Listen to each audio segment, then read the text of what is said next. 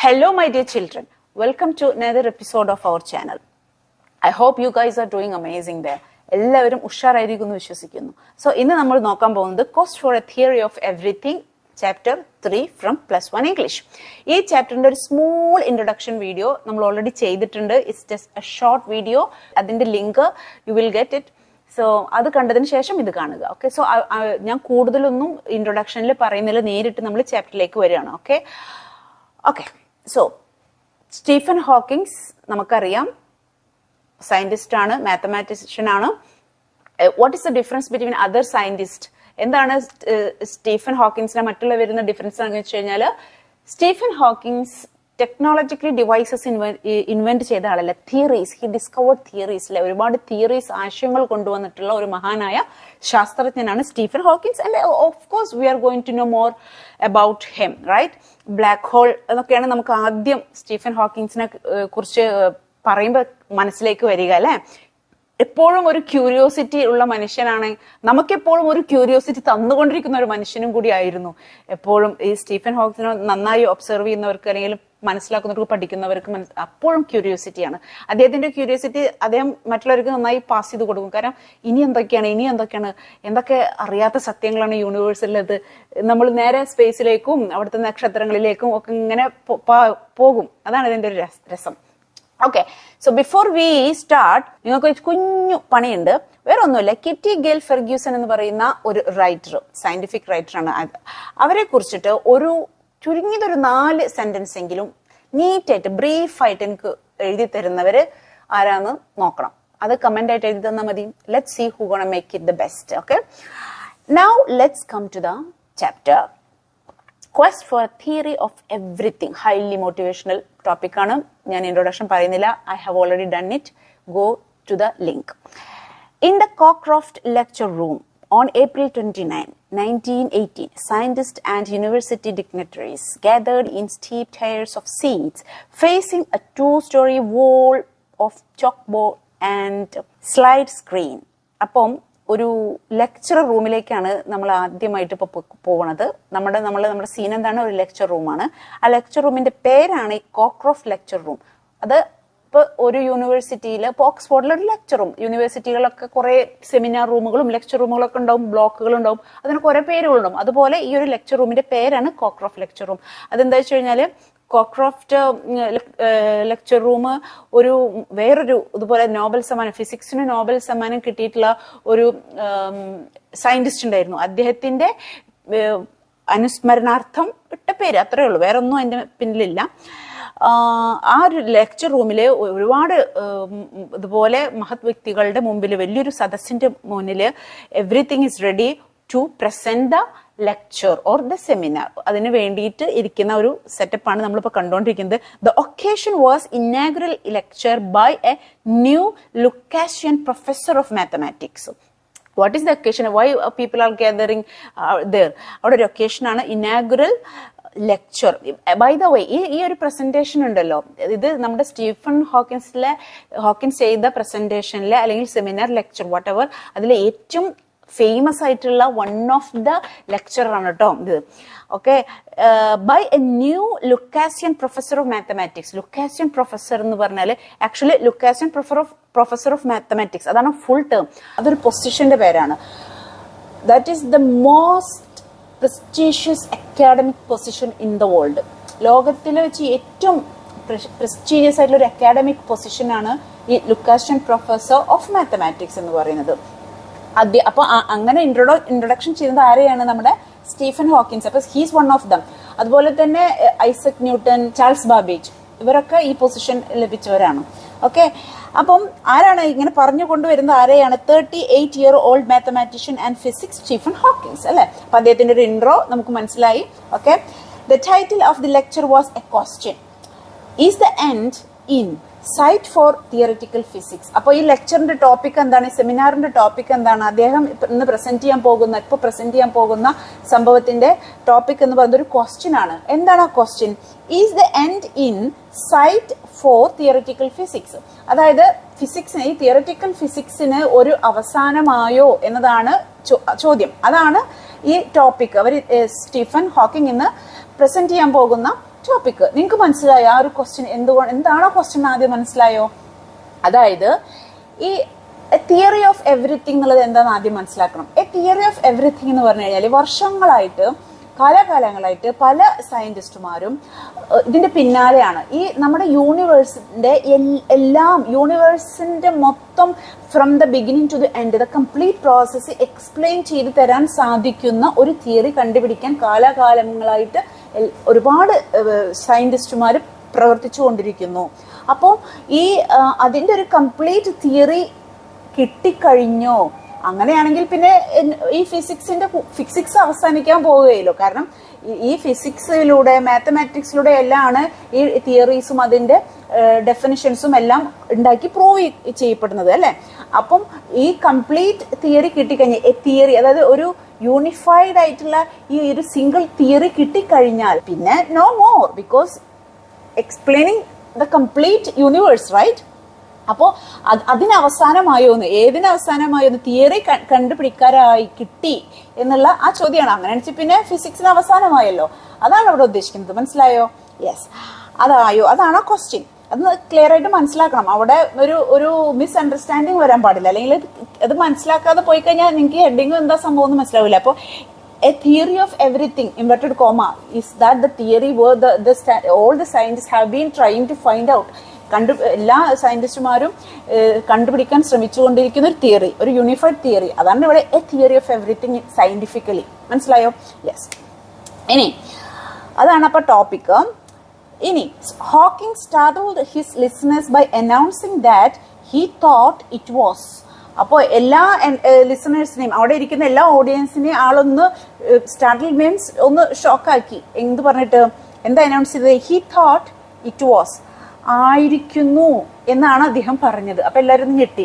അപ്പൊ കംപ്ലീറ്റ് അവരുടെ they were like excited ആണ്. what is it? അപ്പോൾ it's almost there, the theory is almost there എന്നുള്ള എക്സൈറ്റ്മെന്റും ഞെട്ടലും. he invited them to join him in a sensational escape through time and space to find the holy grail of science. holy grail of science, holy grail എന്ന് പറഞ്ഞു കഴിഞ്ഞാല് നമ്മള് പണ്ടത്തെ നമ്മുടെ ഹിസ്റ്ററിയിലൊക്കെ മറ്റേ യേശു ക്രിസ്തുവിന്റെ അന്ത്യ അത്താഴത്തിലുള്ള കപ്പ്. അപ്പൊ ഇവിടെ അത് കണ്ടുപിടിക്കാൻ ഇവരെ ഇൻവൈറ്റ് ചെയ്യണം. ഇത് കപ്പല്ല.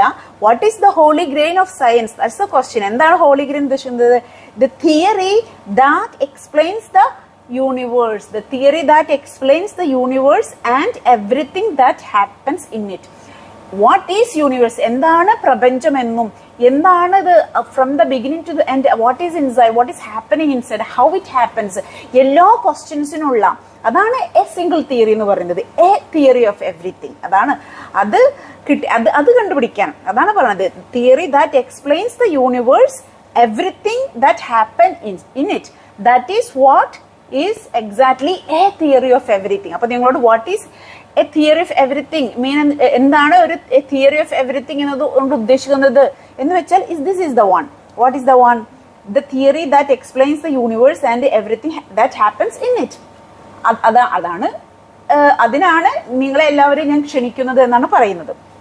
Okay, that is the scene. അത്ര ഇപ്പൊ അപ്പൊ ആ സീൻ അവിടെ തീർന്നിട്ടാ. ഇനി നമ്മൾ സ്റ്റീഫൻ ഹോക്കിൻസിന്റെ, ഞാൻ പറഞ്ഞല്ലോ ഇതൊരു പ്രൊഫൈലാണ്, സ്റ്റീഫൻ ഹോക്കിൻസിനെ കുറിച്ചുള്ള പ്രൊഫൈലാണ് നമ്മൾ പഠിക്കാൻ പോകുന്നത്. ഓക്കെ, അപ്പൊ guys come back, let's learn about the man itself, Stephen Hawkins, the one of the prominent personality that you can admire. നമുക്ക് അങ്ങേയറ്റം ആരാധിക്കാൻ കഴിയുന്ന ഒരു പേഴ്സണാലിറ്റിയാണ്. Because of that will power, determination. നമ്മൾ ഇതൊക്കെ തന്നെയാണ് കഴിഞ്ഞ ക്ലാസ്സുകളെല്ലാം പറഞ്ഞുകൊണ്ടിരിക്കുന്നത് അല്ലെ? Motivation, will power, determination, your positivity, everything. അതൊക്കെ പറഞ്ഞു അവസാനം you guys now you have an example. ജീവിച്ചു കാണിച്ച ഒരു എക്സാമ്പിൾ ആണ് ഇപ്പൊ നമ്മുടെ കയ്യിലുള്ളത്. അതാണ് നമ്മൾ അറിയാൻ പോകുന്നത്. See how the chapters are connecting the topic of the unit, which is very important. Okay, now let's come back. Stephen Hawkins sat silently in a wheelchair, scene കഴിഞ്ഞിട്ടില്ല, while one of his students read his lecture to the assembled company. Judged by appearance alone, Hawking didn't seem a promising choice to lead any adventure. By the way, ആള് wheel ചെയറിലുള്ള ഒരു മനുഷ്യനാണ് നമുക്കറിയാം അല്ലെ. ആൾക്ക് ഒരു പ്രത്യേക അസുഖം വന്നിട്ട് കഴുത്തിന് താഴെ തളർന്നിട്ടുള്ള മനുഷ്യനാണ്. കംപ്ലീറ്റ്ലി വീൽ ചെയറിൽ ജീവിക്കുന്ന ഒരു മനുഷ്യനാണ്. അപ്പം ആ ഒരു അപ്പിയറൻസ് കണ്ടിട്ട് തന്നെ there was like it doesn't seem that he is it's a good choice to present this presentation. I mean, this is of course it's an adventure, and it's not a small presentation. They are going to talk about universe and all. Yeah, പക്ഷെ അത് ഇയാൾക്ക് പറ്റുമോ എന്നുള്ളൊരു സംഭവം. പിന്നെ എങ്ങനെയാണ് ഇദ്ദേഹം ആ പ്രസന്റേഷൻ ഒക്കെ അവതരിപ്പിച്ചിരുന്നത് വെച്ച് കഴിഞ്ഞാല്, അദ്ദേഹത്തിന്റെ പ്രസന്റേഷൻ എല്ലാം അദ്ദേഹത്തിന്റെ ഒരു സ്റ്റുഡന്റ് വായിക്കണം. ഓക്കെ, അവിടെയുള്ള എല്ലാവർക്കും വായിച്ച്, അതായത് അദ്ദേഹത്തിന് വായിക്കാൻ പറ്റില്ല, ശബ്ദം പ്രൊഡ്യൂസ് ചെയ്യാൻ പറ്റും. ബട്ട് ലേറ്റർ ഓൺ ഒരു പോയിന്റ് ആഡ് ചെയ്യാൻ മറന്നു. ഞാൻ പറഞ്ഞു അദ്ദേഹം തിയറീസും കാര്യങ്ങളും ഒക്കെ ഡിസ്കവർ ചെയ്ത ആളാണ്. പക്ഷെ അദ്ദേഹം ചെയ്ത മറ്റൊരു വലിയ കോൺട്രിബ്യൂഷനാണ് ഈ നമ്മുടെ അദ്ദേഹം എങ്ങനെയാണ് അദ്ദേഹത്തിന്റെ കമ്മ്യൂണിക്കേഷൻ നടന്നിരുന്നത് വെച്ച് കഴിഞ്ഞാൽ, സിൻസ് ഹി ഡസൻ ടോക്ക്, അദ്ദേഹത്തിന് സംസാരിക്കാനുള്ള ശേഷിയില്ല. അപ്പൊ അദ്ദേഹത്തിന്റെ ഈ ചീക്സിന്റെ മസിൽസ് മൂവിപ്പിക്കുമ്പോൾ നിങ്ങൾ കണ്ടിട്ടുണ്ടാവും ഒരു സംഭവം ഇങ്ങനെ വെച്ചിട്ട് സ്ക്രീൻ ഉണ്ട് അദ്ദേഹത്തിന്റെ വീൽ ചെയറിന്റെ മേലെ. അപ്പൊ ഈ ചീക്സിന്റെ മസിൽസ് മൂവിപ്പിക്കുമ്പോൾ അത് ഈ സ്ക്രീനില് വാക്കുകളായി മാറും. ആ വാക്കുകളെ പിന്നെ ശബ്ദ തരംഗങ്ങളാക്കാനും കൂടി കപ്പാസിറ്റി ഉള്ള ഒരു ഡിവൈസ്, അതിനൊരു ഇക്വലൈസർ എന്നോ അങ്ങനെന്തോ പറയാം. ആ ഒരു ടെക്നോളജി വെച്ചിട്ടാണ് സ്റ്റീഫൻ ഹോക്കിൻസ് കമ്മ്യൂണിക്കേറ്റ് ചെയ്തിരുന്നത്. ബിക്കോസ് അദ്ദേഹത്തിന് സംസാരിക്കാൻ സാധിക്കില്ല, അദ്ദേഹത്തിന്റെ ഈ കഴുത്തിന് താഴെ അങ്ങോട്ട് തളർന്നിരിക്കുകയാണ്. അപ്പൊ ഞാൻ ആ ഇൻട്രൊഡക്ഷൻ ഷോർട്ട് വീഡിയോയിൽ പറഞ്ഞ പോലെ ബ്രെയിൻ ആണ്, എല്ലാ ശക്തിയും കൂടി അദ്ദേഹത്തിന്റെ ബ്രെയിനാണ് കിട്ടിയിരിക്കുന്നതെന്ന് വേണമെങ്കിൽ നമുക്ക് സാധാ ഭാഷയിൽ പറയാം. Okay, Stephen William Hawking was born on 8th January 1942 in Oxford, England. It was exactly 300 years after the death of Galileo, father of modern science. അതായത് ഗലീലിയോ മരിച്ചതിന് exactly after the death of Galileo എത്ര വർഷം എന്ന് പറയുന്നത് 300 years. ഗലീലിയോനെ അറിയാലോ അല്ലേ? Okay, ഇനി ഗലീലിയോട് കൂടി എക്സ്പ്ലനേഷൻ എന്നെ കൊണ്ട് പറയിപ്പിക്കരുത്. അപ്പം ഒരാൾ പോയി 300 വർഷം കഴിഞ്ഞിട്ട് അതിനേക്കാൾ ഉഷാറായിട്ട് അടുത്ത ആൾ വന്നു. Frank and Isabel Hawkins, Stephen's parents were not wealthy, but they believed in the value of education. അപ്പോൾ അദ്ദേഹം ഒരു സാധാരണ കുടുംബത്തിലെ ഒരു ആളാണ്, വലിയ വെൽത്തി ഫാമിലി ഒന്നല്ല. പക്ഷെ അദ്ദേഹത്തിന്റെ പാരന്റ്സ് എഡ്യൂക്കേഷനിൽ നല്ല എഡ്യൂക്കേഷനിൽ ഒരുപാട് വിശ്വസിച്ചിരുന്നു. അതായത് തന്റെ കുട്ടിക്ക് പ്രോപ്പർ എഡ്യൂക്കേഷൻ അല്ലെങ്കിൽ ബെറ്റർ എഡ്യൂക്കേഷൻ കൊടുക്കണമെന്ന് ആഗ്രഹിച്ചിട്ടുള്ള ഒരു മനുഷ്യനായിരുന്നു അദ്ദേഹത്തിന്റെ parents. Okay, so they planned for Stephens to go to Westminster, a famous public school in the heart of London. Unfortunately, Stephen was ill at that time of the scholarship examination for Westminster. Therefore, he attended the local St. Albans school. So, അദ്ദേഹത്തിന്റെ കുട്ടിക്കാലം ചെറുതായിട്ട് brief ചെയ്തു പറയാണ്. വളരെ സമ്പന്നമായ ഫാമിലിയിൽ ജനിച്ച ഒരാളല്ലെങ്കിൽ തന്നെയും വിദ്യാഭ്യാസത്തിന്റെ വാല്യൂ അറിയുന്ന പാരന്റ്സിന് ജനിച്ചത്. അതുകൊണ്ട് തന്നെ അവർക്ക് അദ്ദേഹത്തെ അവിടുത്തെ ദ ബെസ്റ്റ് സ്കൂളിൽ ചേർക്കണമെന്നുണ്ടായിരുന്നു. പക്ഷെ അദ്ദേഹത്തിന്റെ സ്കോളർഷിപ്പിന്റെ സമയത്ത് സിക്ക് ആയതുകൊണ്ട് അത് എഴുതാൻ സാധിക്കാതെയാകുകയും സാധാരണ സ്കൂളിൽ പഠിക്കാൻ ആണ് അദ്ദേഹത്തിന് അന്ന് അവസരം ഉണ്ടായത് എന്ന് പറയുകയാണ്. By the time he was 8, he was thinking seriously about becoming a scientist. Frank Hawking encouraged his son to follow him into medicine, but Stephen found biology too imprecise. He wanted a subject in which he could look for exact answers and get to the root of things. അപ്പോൾ അദ്ദേഹത്തിന് ഒരു 8 വയസ്സാകുമ്പോഴത്തേക്കും ആൾക്ക് എന്നെ മനസ്സിലായി കഴിഞ്ഞിരുന്നു, എന്റെ passion എന്ന് പറയുന്നത് സയന്റിസ്റ്റ് ആണെന്നും I have to become a scientist എന്നൊക്കെ ഉള്ള ഒരു തോട്ട് അദ്ദേഹത്തിന് വന്നിരുന്നു. എന്നാൽ അദ്ദേഹത്തിന്റെ ഫാദർ ഇദ്ദേഹത്തെ ഫോളോ ചെയ്തത് എന്താണ്? മെഡിസിൻ ഫോളോ ചെയ്യാനാണ് നിർബന്ധിച്ചത്. കാരണം ഫാദറിന് ഈ പറഞ്ഞ പോലെ പഠിച്ച് ഒരു ജോലി ആവണം എന്നൊക്കെയുള്ള ഒരു തോട്ടുള്ള മനുഷ്യനായതുകൊണ്ട് തന്നെ. അപ്പൊ പക്ഷെ സ്റ്റീഫന്റെ അഭിപ്രായത്തില് he found biology too imprecise. Imprecise എന്ന് പറഞ്ഞാൽ പ്രിസൈസിന്റെ ഓപ്പോസിറ്റ് ആണ് ഇംപ്രിസൈസ്. പ്രിസൈസ് എന്ന് പറഞ്ഞാൽ എക്സാക്ട്, ബ്രീഫ് ആൻഡ് എക്സാക്ടിങ്. സോ ഇംപ്രിസൈസ് എന്ന് പറഞ്ഞാൽ സയൻസ് അത്ര ഇങ്ങോട്ട് കംപ്ലീറ്റ് എക്സാക്ട് ആയിട്ടുള്ള ഒരു ഡെഫിനേഷൻ കൊടുക്കാൻ പറ്റുന്ന സംഭവങ്ങളല്ല അതിലുള്ളത് എന്നുള്ള ഒരു അഭിപ്രായമായിരുന്നു നമ്മുടെ സ്റ്റീഫനുള്ളത്. അതായത് ഈ എന്താ പറയുക, നമ്മൾ സയൻസും ഫിസിക്സും പോലെ ഇക്വേഷൻ കംപ്ലീറ്റ് നമ്മൾ സോൾവ് ചെയ്തിട്ട് ഒരു റിസൾട്ടിലെത്തുന്ന പരിപാടിയല്ലല്ലോ ബയോളജിയിലുള്ളത്. അതാണ് അതിന് വ്യത്യാസം. അപ്പം young Stephen was no prodigy. Young Stephen, അതായത് നമ്മുടെ സ്റ്റീഫൻ ഹോക്കിൻസ് ഒരു പ്രൊഡിജി മീൻസ് ഒരു ജീനിയസ് ഒന്നും ആയിരുന്നില്ല ചെറുപ്പത്തിൽ. He was just an ordinary English school boy, slow in learning to read. His handwriting, the despair of his teachers. അദ്ദേഹം വളരെ average student ആയിരുന്നു, വായിക്കാൻ ബുദ്ധിമുട്ടുള്ള വളരെ മോശം ഹാൻഡ് റൈറ്റിംഗ് ഒക്കെ ഉള്ള ഒരു സാധാ student. He was rank no more than half way up in his class. Though എന്നാലും അതായത് ക്ലാസ്സിലൊക്കെ ഒരു ഒരു ഒരു എന്താ പറയുക ഫസ്റ്റ് 5 വരാത്ത അല്ലെങ്കിൽ ഫസ്റ്റ് 10 വരാത്ത ഒരു ആവറേജ് സ്റ്റുഡൻറ്. എന്നാലും now he now says in his own defense it was a bright class. ഒരു ആവറേജ് സ്റ്റുഡൻ്റ് ആയിരുന്നു, പക്ഷെ എന്നാലും അദ്ദേഹം പറയുമായിരുന്നു it was A bright class എന്ന്. അപ്പം അദ്ദേഹത്തിന്റെ സ്വയം ഡിഫൻസിന് വേണ്ടി തന്നെ പറയുന്നത് മീൻസ് കുട്ടിക്കാലത്ത് അത്ര വലിയൊരു ബ്രൈറ്റ് സ്റ്റുഡൻ്റ് ഒന്നും ആയിരുന്നില്ല, but he had that quest, അതല്ലെങ്കിൽ ആ ഒരു പാഷൻ ഉണ്ടായിരുന്നു. അറ്റ് 14 വയസ്സായപ്പോൾ Stephen knew that he would pursue mathematics and physics. His father called this impractical because അതായത് 14 വയസ്സ് ഒരു ടീനേജറൊക്കെ ആയപ്പോഴത്തേക്ക് മനസ്സിലായി I have to study mathematics അല്ലെങ്കിൽ മാത്തമാറ്റിക്സും ഫിസിക്സും ആണ് എൻ്റെ സബ്ജക്റ്റ് എന്ന് മനസ്സിലായി. പക്ഷെ ഫാദർ അതിനെ സപ്പോർട്ട് ആയിരുന്നില്ല. He said it is impractical, അതൊരു പ്രാക്ടിക്കൽ അല്ല, because there were no jobs in mathematics except teaching. അപ്പോൾ അദ്ദേഹത്തിന്റെ അച്ഛന്റെ അഭിപ്രായ പ്രകാരം മാത്സ് ഒക്കെ പഠിച്ചപ്പോൾ എന്താ ടീച്ചറാവും, അങ്ങനെ ഉള്ളൊരു വെപ്പായിരുന്നു. Moreover, he wanted his son to attend his own college, and Oxford offered no mathematics. He followed his father's advice and studied chemistry, physics, and only a little mathematics in the preparation for the entrance to Oxford. And he did well in physics, and the interview was brilliantly accepted. അപ്പോൾ ഓക്സ്ഫോർഡിലെ admission കിട്ടാൻ വേണ്ടിയിട്ട് മൂപ്പരും ഫിസിക്സും മാത്തമാറ്റിക്സും ഒക്കെ പഠിച്ചെങ്കിലും ഫിസിക്സും biology chemistry നന്നായി പഠിച്ചെങ്കിലും mathematics വളരെ കുറച്ച് ആ ഒരു എക്സാമിന്റെ പർപ്പസിന് വേണ്ടി മാത്രം പഠിച്ചെങ്കിലും he got admitted in the Oxford university. In 1959, at the age of 17, Hawking went to Oxford to study natural science and to specialize in physics. He joined the University College, in his father's college, and the oldest at Oxford, founded in 49 AD. Anyway, അദ്ദേഹത്തിന് ഓക്സ്ഫോർഡിൽ കിട്ടുകയും അദ്ദേഹത്തിന്റെ ഇഷ്ടം പോലെ തന്നെ natural സയൻസിലും specialise in ഫിസിക്സും അതൊക്കെ അതുപോലെ നടന്നു എന്ന് പറയുകയാണ് ചുരുക്കി പറയുകയാണെങ്കിൽ. Nevertheless, for about a year and a half, Hawking was lonely and bored. He was not inspired to relieve his boredom by exerting himself academically.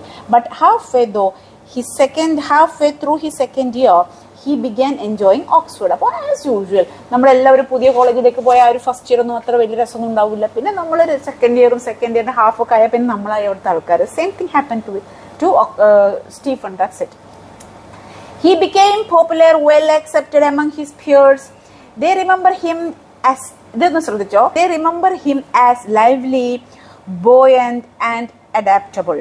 വളരെ ചിയർഫുൾ ആയിട്ടുള്ള, വളരെ ബ്രില്യൻ്റ് ആയിട്ടുള്ള, വളരെ ഫ്രണ്ട്ലി ആയിട്ടുള്ള ഒരു സ്റ്റീഫൻ ഹോക്കിങ്ങിനെ പിന്നെ രണ്ടാം വർഷത്തിന്റെ പകുതി വെച്ച് അങ്ങോട്ട് കാണാൻ കഴിഞ്ഞതും അങ്ങനെ he was an accepted person in the university. Let's say യൂണിവേഴ്സിറ്റിയിൽ വളരെയധികം അംഗീകരിക്കപ്പെട്ട ഒരു മനുഷ്യനായിരുന്നു. He war his long hair, was famous for his വിറ്റ്, liked classical music and science fiction, and took part in sports. So എല്ലാ തലത്തിലും വളരെ പ്രഗത്ഭനായ, എല്ലാവരാലും സ്വീകരിക്കപ്പെടുന്ന ഫേമസ് ആയിട്ടുള്ള ഒരു യങ് കോളേജ് മാനായി മാറിയിരിക്കുകയാണ് നമ്മുടെ സ്റ്റീഫൻ ഹോക്കിങ്സ് ഇപ്പോൾ.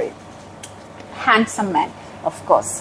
By the way, there was a movie, whether it is a movie or documentary, I am not sure. ഞാൻ കുറേ മുമ്പ് കണ്ടതാണ്, എനിക്ക് ഓർമ്മയില്ലത് മൂവിയാണോ എന്ന്. സ്റ്റീഫൻ ഹോക്കിങ്സിന്റെ ലൈഫിനെ കുറിച്ചിട്ട് so nice to see it. Let me check it and I will let you know in the description box. However, at the end of third year, Hawking almost struggled. Flundered means struggled. He selected theoretical physics as his specialty. He had then applied to do a PhD at Cambridge and was accepted on condition that he got a first from Oxford. മനസ്സിലാവുന്നുണ്ടോ? അദ്ദേഹം PhD ചെയ്യാൻ തീരുമാനിച്ചു, തുടർന്ന് അങ്ങോട്ട്. പക്ഷെ അവിടെ ഒരു struggle, ഒരു ട്രിക്കുള്ള ഒരു ചാലഞ്ചിൽ എന്താ വെച്ച് കഴിഞ്ഞാൽ he has to get first from Oxford, first ആവണം. Hawking was confident that he could get through successfully, but as the examination day approached, his confidence failed. Hawking ended up disastrously on the borderline between a first and second. Either first or second. അപ്പം ആ ഒരു last day ആകുമ്പോഴത്തേക്കും ഇദ്ദേഹത്തിന് first ആ ഒരു confident ഒക്കെ പോയി. ആദ്യം ഭയങ്കര കോൺഫിഡന്റ് ഒക്കെ ആയിരുന്നു, പിന്നെ അത് പോയി അവസാനം ഇനി ഒരു ബോർഡർ ലൈനിൽ എത്തി, ഇതർ ഫസ്റ്റ് ഒരു സെക്കൻഡ്. നിങ്ങളൊരു കാര്യം ശ്രദ്ധിച്ചു, ഫസ്റ്റില് കുട്ടിക്കാലത്ത് സ്കൂളിൽ ചേർക്കാൻ സ്കൂളിലെ സ്കോളർഷിപ്പ് എക്സാമിന്റെ സമയത്ത് അസുഖം വന്നു, അത് ചെയ്യാൻ പറ്റിയില്ല. അങ്ങനെ ചില പോയിന്റില് ഒരു ഡെസ്റ്റിനി ഒരു ചാലഞ്ച് മുന്നിൽ കൊണ്ടിടുന്നത് കണ്ടോ നിങ്ങൾ? അത് ചെറുപ്പം മുതലേ ഉണ്ട് കേട്ടോ, അത് ശ്രദ്ധിക്കുക. എനിക്കത് സ്ട്രൈക്ക് ചെയ്തു ഈ പാഠം വായിക്കുമ്പോൾ.